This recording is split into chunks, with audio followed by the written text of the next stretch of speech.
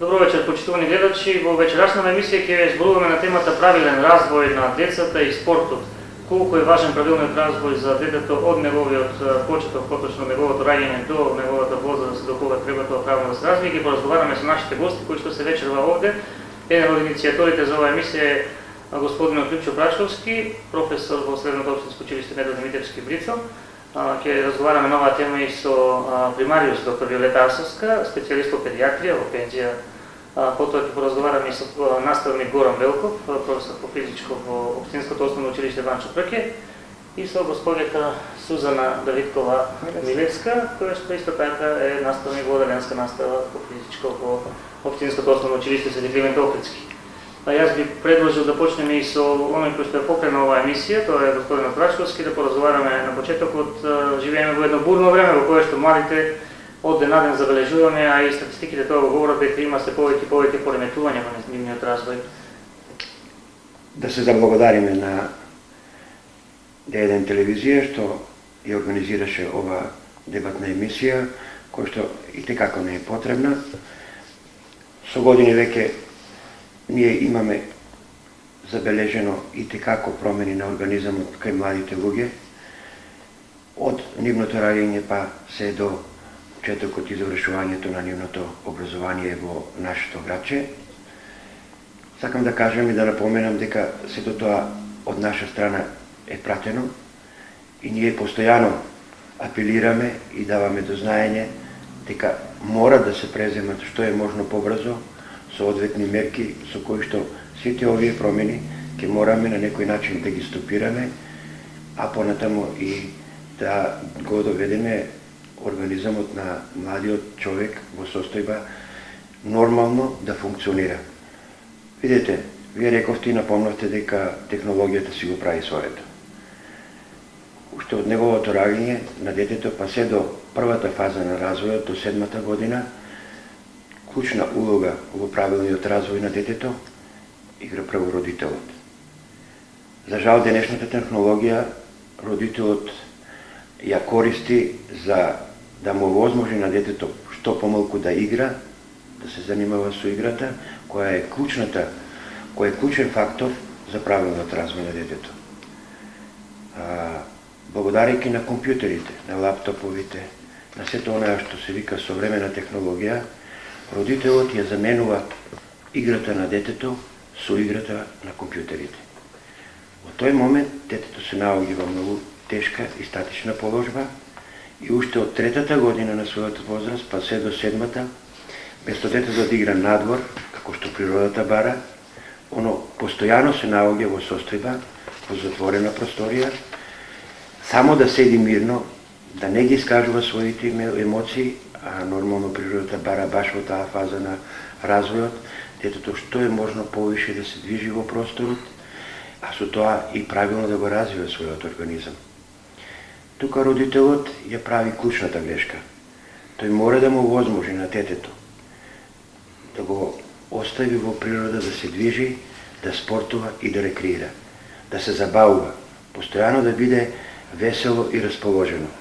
Не можеме детето баш во таа предшколска возраст постојано да го биде затворено пред телевизорот или пред било која друга справа, која што само во одреден момент му ги задоволува потребите, а додека организамот останува во многу тешка статична положба.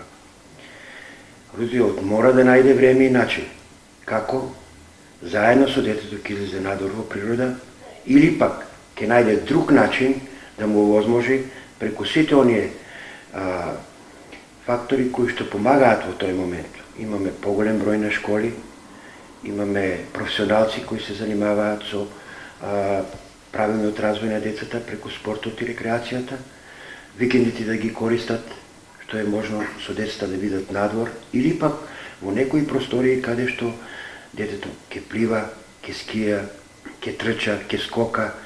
Значи, во секој момент ќе се наоѓа во состојба на движење.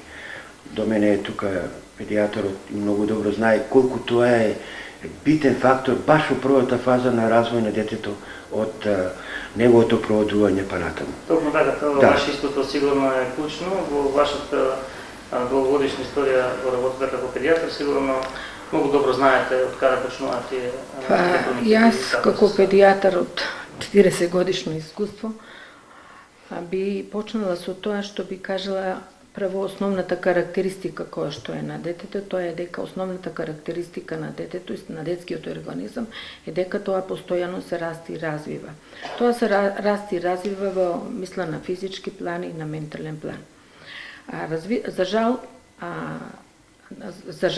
овој развиток и физички и ментален план може во овој период е многу вулнерабилен и може многу да биде, мисла, пореметен, заради тоа што условите во нашето современо општество, каде што имаме едно школство кое што е пренатрупано со многу предмети, пренатрупано е со многу голема оптеретеност на децата, заради тоа што ако го видиме или ако го дигнеме ранчето на детето, ќе видиме дека и самите ние, ако ни го стават на грбот, не можеме да го несеме до школото, а не самите деца, кои што се, например, 7, 8 или 9 години. А да не зборувам што некои родители им купуваат ташнички па ги носат на едното рамо, па уште во прво оделение може да дојде до искривување на детето. Сето тоа влијае многу на нивниот за пореметување на нивниот физички развој. Исто така, овој пореметен физички развој доведува понатаму до различни и ментални проблеми на детето. Можам да кажам дека статистички, ако порано сме имале, например, произволно да кажем, со нашите систематски прегледи кои што редовно ги водиме во здравниот дом и сега јас и покрај тоа што сум пензионер, знам дека редовно се водат. Ако сме, например, статистички имали 30% при децата некои малформации на кичмата и сега, например, овие малформации во смисла на кифози, сколиози се сега 70%. Се разбира дека тоа најверојатно доведува до, кажав, до не преоптеретеноста на децата, недвижење на децата, постојано седење на компјутерите. Сите знаеме дека ако детето, например, дојде дома и избега од часот по физичко воспитување, ние на тоа не му придаваме некоја поголема важност, сите родителите треба да би сватат дека со тоа грешат, заради тоа што физичката култура, тоест вежбањето е многу важно за правилниот развој на нивните деца. И заради тоа спортот, ние велиме дека и бавењето со спортот може да биде превентивно, а може да биде куративно. Превентивно во смисла на тоа што ако детето се бави со спорт, редовно со спорт, се разбира под диригентска палка, да речем, на некој професионалец, заедно со матичниот лекар. Тоа не може некој од улица да земе да собере деца и да им каже дека вие треба да се бавите со тој спорт. Тоа треба да го прават професионалци. Со тоа се превенираат многу малформации на рбетот, па и на стапалата при децата. Исто така, ние имаме и куративен дел, значи дел од ова бавење со физичко воспитување кое што делува, да речем, за лекување.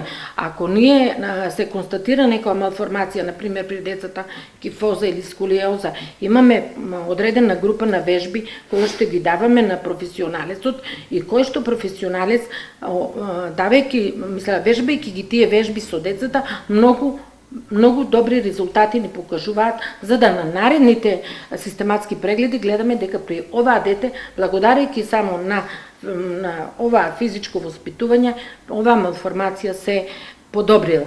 За разлика, например, ако тоа детето не го послуша или родителот не го направи тоа, после е касно времето, па мора да се употребуваат различни помагала, различни ортопедски справи и така натаму, кои што ем потешко се носат, ем децата потешко ги прифаќаат.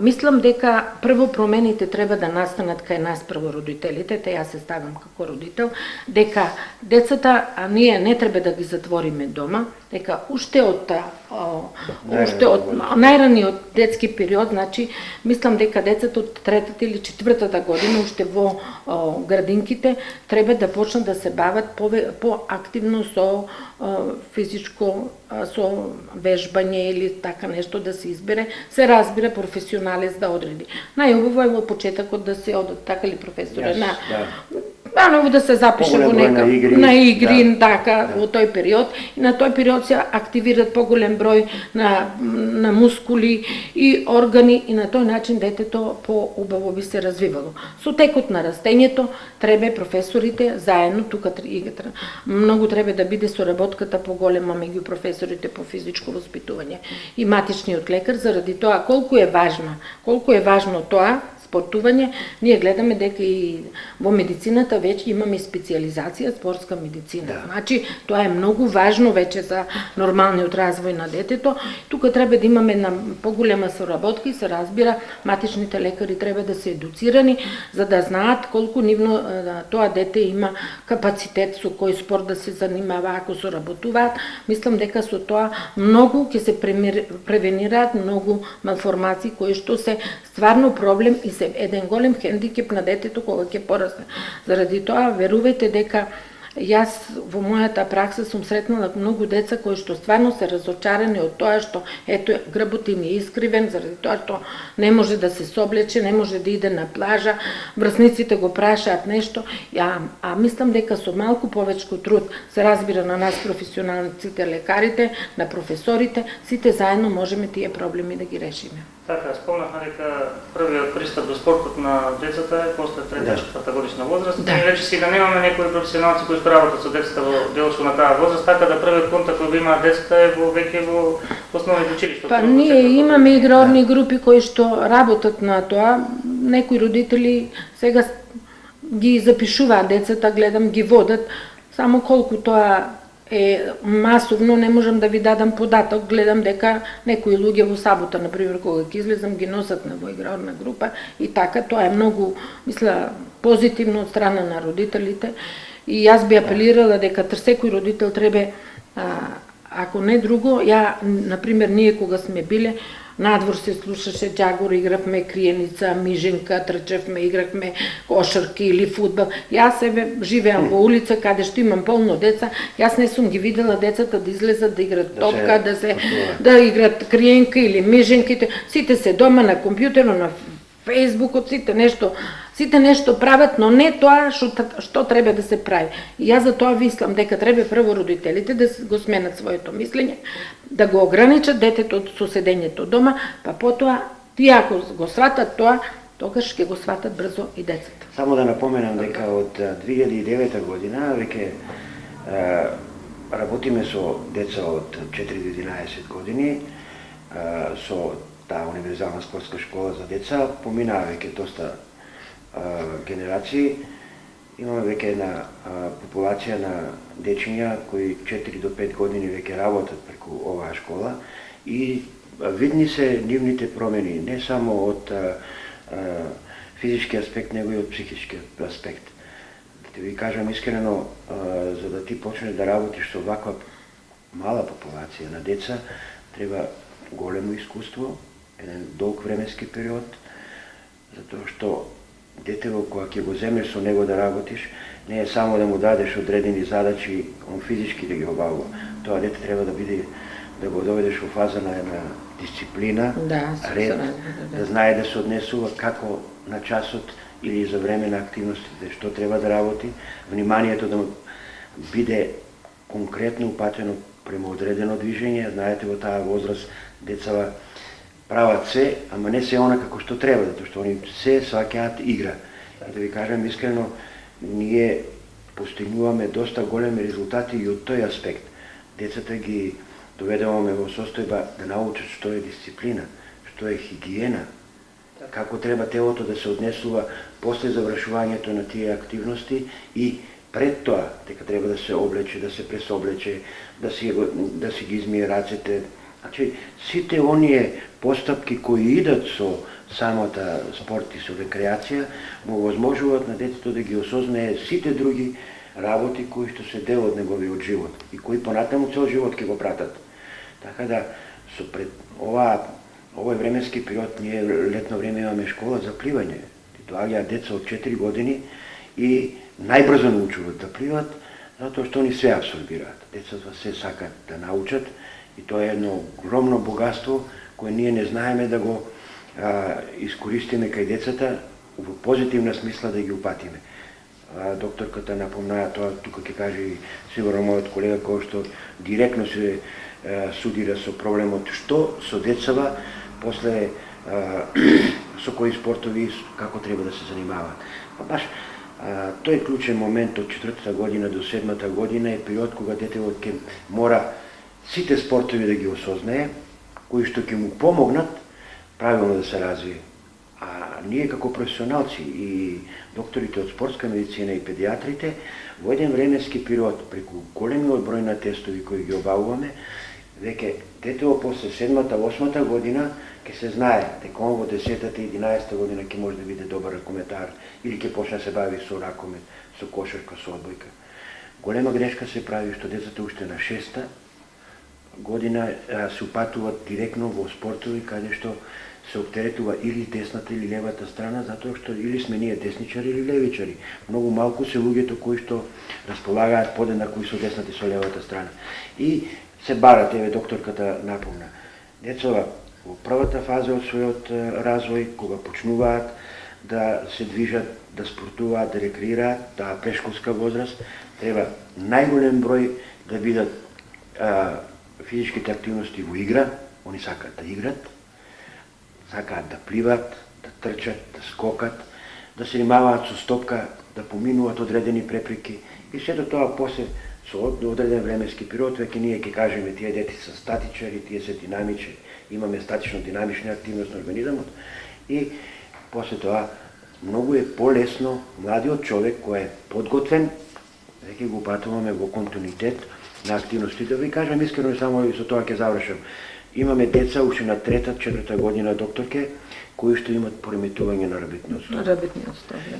Ние благодарејќи на активностите кои што ги спроведуваме, деца, родителите се презадоволни, нивниот рабитен стол многу брзо се исправува, се коригира, мускулатурата доаѓа во правилна форма и затоа апелирам, и ја со колегата Велков ние се трудиме са еден проект да направиме, бидејќи он ми е еден од најдобрите соработници од таа сфера и он најдобро ја познава проблематиката на децата во браншата, бидејќи се и како наставник, како професор и како стручнак во одредени области со кои што се занимава од спортот, да направиме една програма за да ги вклучиме што е помасивно сите деца од 4-та до 7-та година предшколската возраст да се вклучат во тие активности.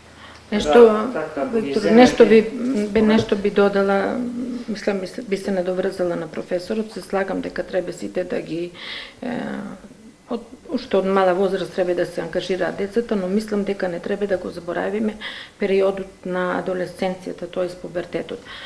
Ние знаеме дека во развитокот на детето имаме повеќе фази, тоа е прво, например, новороденче, па мало дете, па предшколско дете, школско дете, па имаме адолесценција, тоест пубертет, во кој што пубертет настануваат најголеми промени во смисол кај на детето, тоа се претворува од дете во возрастен човек. Во тој период е највулнерабилен, најлош, да речам најлош период за детето, па и за самите родители. Тие си го почувствувале тоа на своја кожа. И мисля дека и треба некако и тука професорите да можат да го завратат вниманието на заради тоа што кај тие деца имаме вишок енергија, виша сила, нивното его доаѓа до израз и сите тие работи треба да најдеме начин некако да се амортизираат. А мисля дека тоа најубаво ќе го направиме ако ги ангажираме со спортот. Инаку таквите деца се најлесни за подведување. Некои бегат од училиште, одат во различни банди, па пијат алкохол, па употребуваат друга. А сето тоа ние ќе го намалиме ако успееме децата да ги соберат таквите професионалци, како што се професорите, да ги заинтересираат, да му кажат ти можеш да играш фудбал, ти можеш да играш кошарка, ти можеш да играш друго. Мислам дека и со тоа многу ќе им помогнеме и на родителите, а се разбира и на децата да кренат на еден на еден правилен пат, заради тоа што тој период е многу тежок, не само за детето, заради тоа што тоа има безброј прашања во својата глава во тој период, на кои што самото не знае да одговори, гледа, телото му се менува, во главата му се менуваат, има некаков отпор спрема родителите. Друго е кога ќе има некој друг да го води во тој период, тој ем ќе биде малку поотворен спрема професорот, ем времето што го има повеќе ќе може да го повеќе тука. Така, ги земеме тие школи кои што постојат, несомнено има професионалци кои се работат со деца. Работа имаме сигурно, да. Сепак првиот посериозен контакт во училиштата, во образованието се пред децата после градинката. Тоа е област каде што вие се сеќавате со неа. Како тука вие најдувате со неправилности кои сигурно се јавуваат и кои се најчестите вежби кои во тој период децата мора да ги прават за да правилно се развијат, нели? Да. Децата со самото зачекорување во училишните клупи, че од прво одделение до пето одделение, додека се децата кај нас во одделенска настава, со самиот почеток се наидуваат на поголеми тешкоти и промени. Во однос на нивниот психофизички развој, со тоа што почнуваат да ги носат нивните ранци, кои што се полни со книги, кои што се оптеретени со поголем број на часови, бидејќи знаеме, свесни сме дека во училиштата веќе имаат и малите првоодделенчиња и второодделенчиња, најмалите деца од најмалата возраст по 5-6 часови во текот на еден ден, што е тоа повеќе за таа возраст. И со самото тоа што ранецот го носат на грб или на една рака, доаѓа до одредени тешкоти и нормално во тој развој може да дојде до сериозни деформитети на нивното тело, на нивната кичма и така натаму. Во одделенска настава часовите по физичко и здравствено образование се застапени со 3 часа неделно, што сметам дека се доволни, можеби, така е програмата, меѓутоа ние како одделенски наставници сме остручени методички да ги подготвиме децата и да ги работиме часовите. Меѓутоа колку правилно ги работиме, тоа е сега веќе знак на дискусија и на прашање. Сепак ние не сме професионалци, професори, наставници со физкултурно искуство, така да кажам. И ние часовите ги држиме така како што ги држиме, меѓутоа најдобро би било во тој период сепак професионалци да работат на тие часови со тие деца. Токму заради тоа што тој период на децата е најосетливиот период кога децата всушност почнуваат да се развиваат. Од друга страна, како што напомна и професорот и докторката, свесни сме дека децата во денешно време многу малку се занимаваат со спорт и со рекреација. Додека се на часови по 6 часа преку ден отидат дома, додека го напишат домашните задачи ги завршат и веднаш седнуваат пред телевизор или на компјутери, кој што спомна докторката, многу одамна не сум слушнала на улица детски джагор да трчаат, да играат и да едноставно да ги бодат ушите затоа што викаат. Меѓутоа тоа е нешто што недостасува во нашиот град, претпоставувам и на други места, каде што децата се кога и слободното време не се на улица и не играат детски игри, туку се затворени дома пред компјутерите. Од друга страна, тука се родителите кои што се први во воспитувањето и на своите деца, кои што треба да поведат ред околу тоа колку време децата поминуваат на компјутери и колку време децата седат пред телевизорите. Сепак, без разлика дали е ладно или топло, сепак децата треба да бидат надвор на улица, да трчаат, да играат, затоа што за нивната возраст тоа е најдоброто. Во продолжение може да видиме некои од децата со кои што веќе го имаме снимено дел од вашиот час, кажа колку повеќе, дека еден час се пред компјутер. Да, меѓутоа факт е дека е тоа повеќе. Кои вежби се најклучни во тој период? Видете сега, ние најчесто ги работиме оние вежби за загревање, каде што ги употребуваме да се ги раздвижат рацете, нозете, грбот, оние наједноставните вежби. Сепак не можеме да придеме професионално кон некои гимнастички вежби, кои што се карактеристични, токму заради тоа што имаме страф од повредување. Ние не сме толку, не знаеме како да го придржиме, како да го фатиме од некоја покомплицирана вежба, да го качиме детето на некоја справа, сепак тука не се чувствуваме сигурни за да можеме тоа да го правиме. И секој пат го правиме она кој што сме сигурни, каде што знаеме дека не може да дојде до повредување на децата. Сепак ние сме одговорни за тие деца додека се тие со нас. И не сакаме да дозволиме нешто несакано да се случи. Јас сум Андреја Димитровска. Јас најмногу ги сакам стомачните вежби. Јас сум Никола Мулачки и јас ги сакам највеќе стомачните вежби. Јас сум Мартин Стеменовски и највеќе ги сакам. Јас немам умелни вежби. Бење на компјутер би дозволуваа да седам само 1 час, а поубаво би е кога сум овде на физичко. Ова се ученици во трето одделение, 9-годишно основно образование. Со физичко и здравствено образование часовите се застапени 3 пати неделно, значи 3 часа седмично имаат. Мислам дека се сосема доволно за раздвижување од секојдневните часови кои што ги имаат, распоредени се преку еден ден, понеделник, среда и петок, така да мислам дека во моментот часовите по физичко задоволуваат. Најчесто им се допаѓаат оние вежби со играње со топка кога се, претежно оние екипните вежби со топка, вежбите за раздвижување доста добро ги совладуваат и ги вежбаат и нормално оние детскиве игри кои што ги и народна топка, претежно игрите со топка.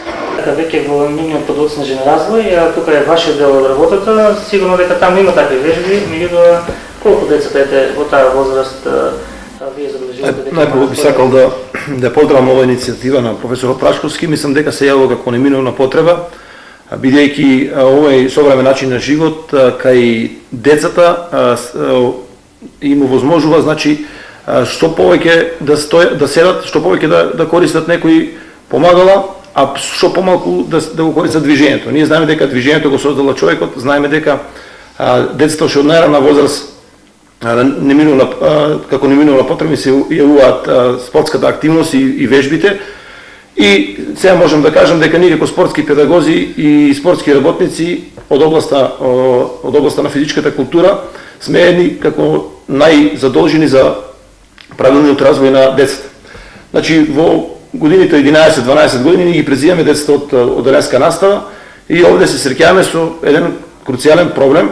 Значи, кај децата се јавува едно, како доаѓаат кај нов предмет. Значи, ние физичко почнуваме да предаваме, тие до 5 одделение, нивните активности се ограничени во училница или се ограничени, значи, на мал простор, нивната слобода не е доволно изразена. Исто така, малиот број на спортски клубови, малиот број на активности децата кои ги изведуваат, додиме до судир со секојдневието. Значи, секојдневието кај нас кога влезат во сала и на дворешниот свет. Мислам дека физичката активност во тој временски период е како еден круцијален фактор за нивен подоцнежен развој, правилен, и исто така кои ќе се среќуваат во текот на подоцнежниот живот. Исто така знам дека една поедовна позиција за развој на детето мора да биде правилниот пристап на спортските работници. Ние знаеме дека во спортските клубови моментално работат голем број на нестручни лица кои им даваат една друга димензија, една друга насока кај развојот на децата. И мислам дека тука треба да се учинат некои мерки, да се учинат некои веќе имаме во Федерацијата училиште спорт, имаме во Агенцијата за млади спорт, веќе имаме некои насоки дека треба сите, ако не да завршат факултет за физичка култура, да се устручуваат на некои семинари за работа со тие категории на деца. Да се надоверуваат, во позадина веќе гледаме, вие на вашите часови имате вежбите кои што можеби ги немаше претходно. Така, часот како час е концепиран добро, значи имаме подготвителен дел, загревање, имаме уводен дел кај работат децата вежби за оформување, за истегнување, за лабавање на мускулите, и имаме главен дел во кој ги работиме методски единици кои се зададени според програмата и планот на Бирото за развој на образование. И на крајот имаме завршен дел во кој дел децата се опуштаат, се лабавуваат, малку дискусија со наставникот за темата која е работена. Мислам дека е добро концепиран. Минутажата за вежбите на секој час е отприлика околу 12 минути, од 10 до 12 минути. Мислам дека тоа сосема доволно ако се работи правилно. Ние за секој дете имаме спортски картон, во кој спортски картон ги внесуваме тие антропометриски промени кај детето, физичките способности ги вериме, тоа е брзината, еластичноста, гибкоста, издржливоста кај децата. И исто така имаме графа, во која графа, значи запишуваме како детето напредува физички, во физичкиот развој, значи телесно државе како му е. И тоа значи имаме 3 мерења така во текот на годината, тоа е во јуни, во јануар и во септември, во јануар и во јуни. Сакам да кажам дека систематскиот преглед кој се прави еднаш годишно, дури мислам дека е 2 пати Еднаш годишно. еднаш годишно, значи не е доволен како показател, бидејќи за една година кај децата настануваат голем број на структурални промени и ние како професори треба да ги следиме и во соработка со медицинските лица да реагираме. Мислам дека ако се направи тој сооднос, таа корелација, како сега што сме овде, значи од најмала возраст па до најголема возраст, и ако ги следиме тој развој на децата на физички и на психички план, сигурно ќе дојдеме до подобри резултати. Професоре, вашите напори се водим една емисија насловена во здраво тело, здрав дух е токму ваш производ, низ кој гледачите во повеќе наврати на нашата телевизија може да видат како течат вежбите во делот кога децата доаѓаат во гимназија. Што тука може да кажеме? Може би тогаш е веќе доцна да се реагира за правилниот развој, меѓутоа мора и таму да се обрати внимание на учениците. Па ја мислам дека ова е почетна емисија и би сакал да продолжиме со поголем број на серија на емисии баш од аспектот за правилен развој на детето, во кој ќе ги исклучиме и сите други кои што директно влијаат на правилниот развој на детето, како што напомна колегата и докторката, тука се матичните лекари, тука се луѓето кои што се бават со спорт и тренираат во одредени клубови како тренери. Имаме доста игрорни друштва кои што исто така директно се вклучени во правилниот развој на детето. Сакаме да направиме еден преглед и од нивна страна, да видиме што они мислат за таа фаза на правилниот развој на децата преку спортот. И како што напомнавте вие, ова да не остане сега само оваа емисија, него да продолжиме со понатамошните активности.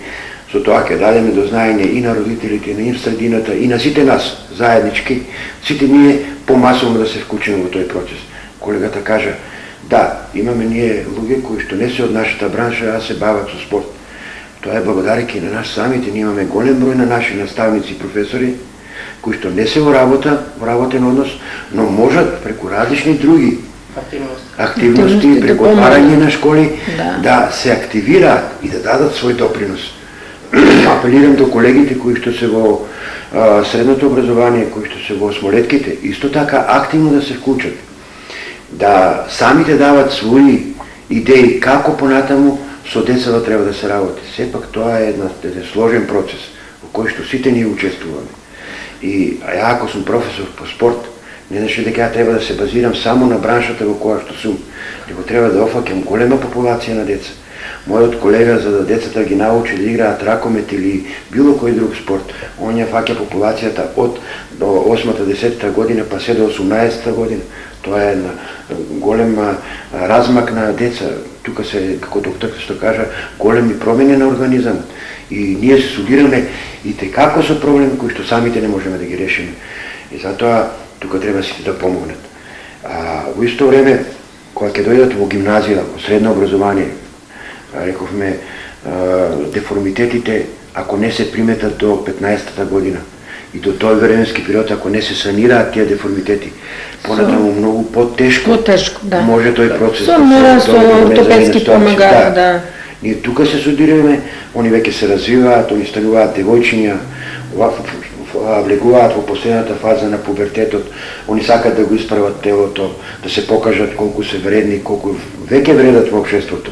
Да не зборувам кога ќе дојдат 3 и 4 година. Верувајте, часот по спорт и спортски активности веќе не е тој што бил некогаш. Ние имавме понапред пред 20-30 години часови каде што масовно децата вежбаа гимнастика, одеа на кросеви, спортуваа, учествуваа масовно во спортот. Денеска тоа е многу ретко. Многу ретко. И зачудувачки уште потешко станува. Дисциплината се спушта на најнизок степен. Со тоа доведуваме во прашање и активноста на часот по спорт и спортски активности, затоа што на часот мора да биде еден степен на дисциплина, оти може да се случат и многу други лоши активности. Не дай Боже некој да удри топката јако, пак и удри другото девојче или момче. Значи, факторот дисциплина, однос, почитување, респект према она што го работат, е исто така доведено во прашање. И затоа ја велам, тука треба да се вклучат сите. И сите ние да даваме свој допринос, ако сакаме да имаме здрава, млада и добра популација. Так, доктор, кога најмногу да се, на која популација ќе апелирате? Дали најмногу кон родителите или сето тоа треба да биде координирано за да... Јас мислам дека сето тоа би требало да биде координирано, се разбира, меѓу лекарот, професионалистот кој што се бави со физичко воспитување на децата, се разбира, треба да имат овие луѓе кои што се бават со тоа, треба да ги имат и сите услови во таму каде што работат, во школата треба да имат стала, соодветна, затоплена, за детето кога ќе се соблече или кога ќе игра, треба да биде да се чувствува добро. А исто така во тоа треба да бидат убедени родителите заради тоа што мислам дека сите промени настануваат прво од фамилијата, па потоа од општеството и покрај тоа што ние сме навикнати сите другите да се криви, само ние да не бидеме криви. Јас сега не работам, но кога бев кога работев како педијатар, ми се случувало полно пати некој родител да дојде и да ми побара, вика докторка да ми дадеш вика оправдание, еден месец детето да не вежба, вика на часовите по физичко воспитување.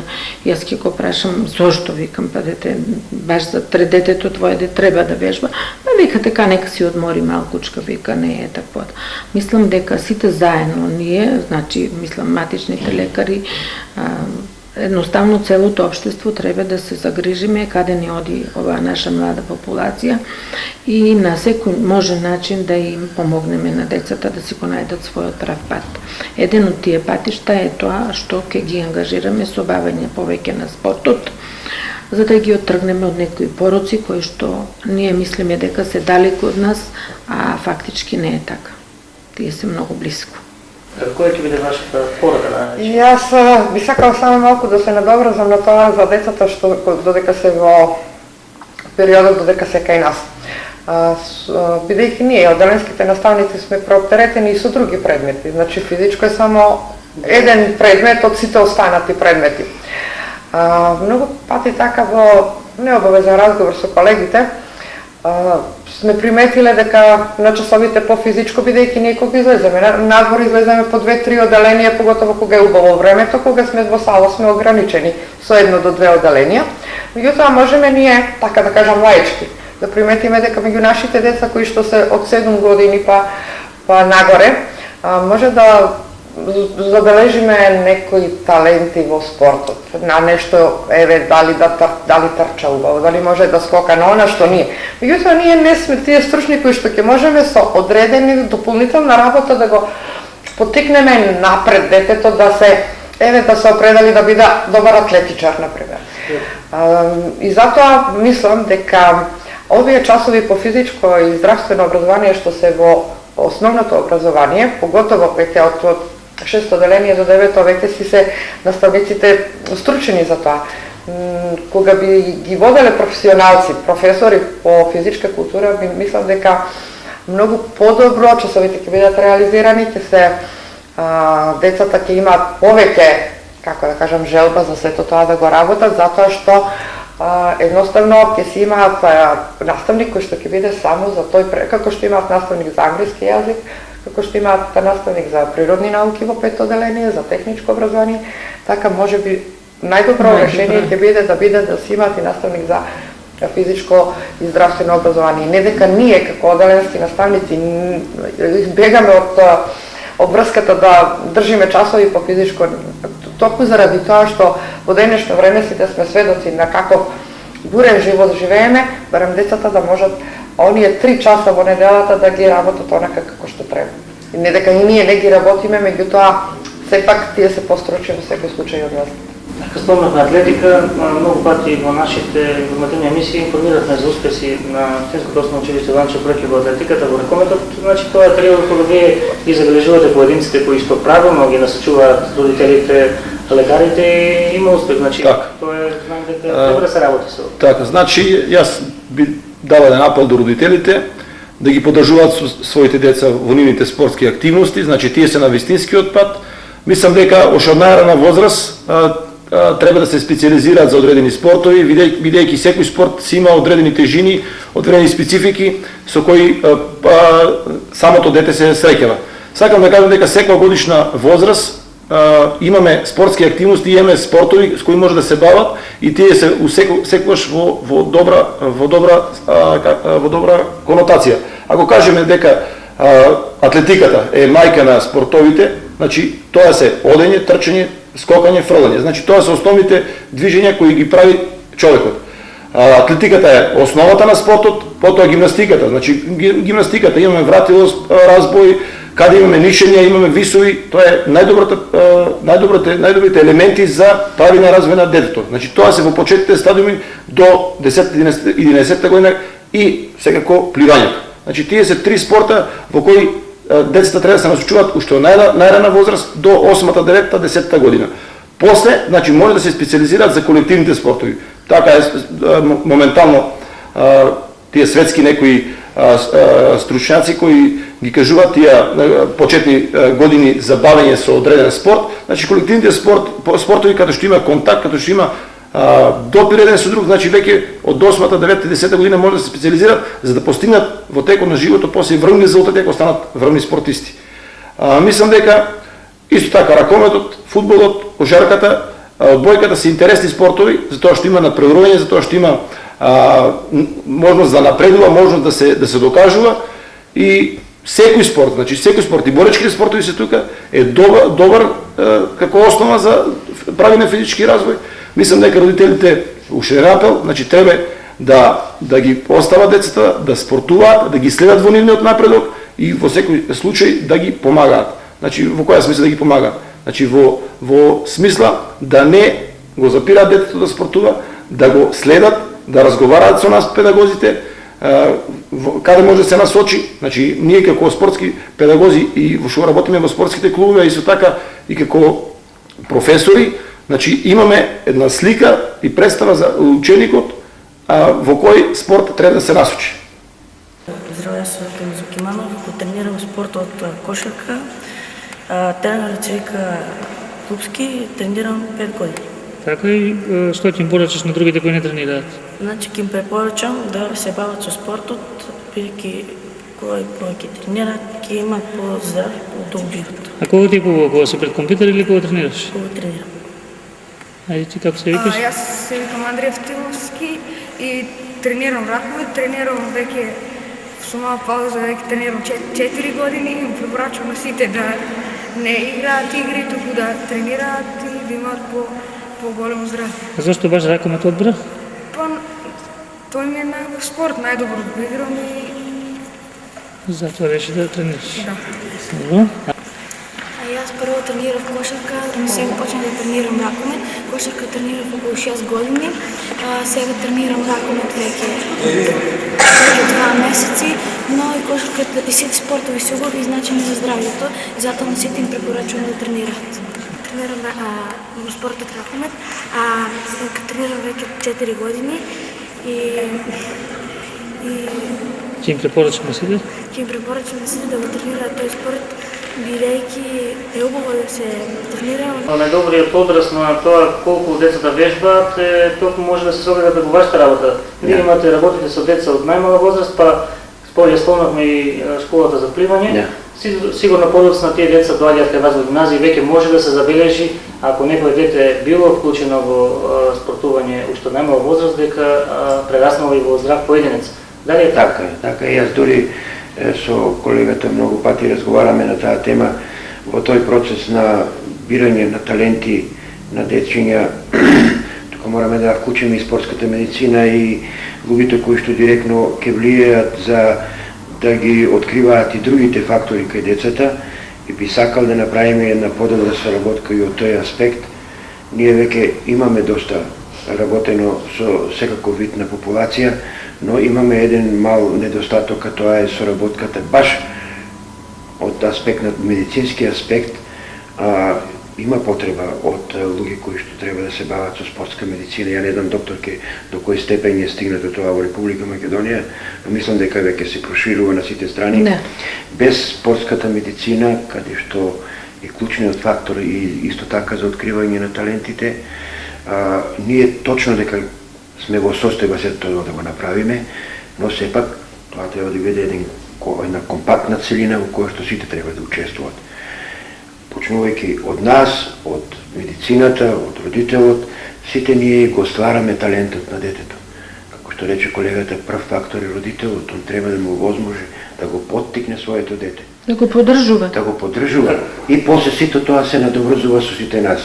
Ние што го пратиме детето од првите чепори во спортот, па неговата кариера, не значи он дека ќе се бави утре професионално со спорт, доволно е да го научиме да рекреира, да спортува, да се научи на хигиена, на дисциплина, на почитување, на респект, на едно дисциплинирано општество во кое што сепак треба да знаеме дека луѓето треба помеѓу себе да соработуваат, а со тоа и да се почитуваат. Ето тоа е. Некој разговор биде почеток за нешто што ќе разговараме многу пати. Оваа тема е неисцрпна и сигурно има многу што да се каже. Ако денеска кажеме се, ќе треба да останеме што дела, така да јас ви се заблагодарам. Ако го задржавме, почитувани гледачи, вашето внимание, се надам дека ќе ме следите повторно со гости во иднина кои што исто така ќе може да стои допринос во проблемот развој на децата и спортот се разбира. Јас ви благодарам на вниманието, уште еднаш благодарам на гостите и се гледаме во некоја следна прилика.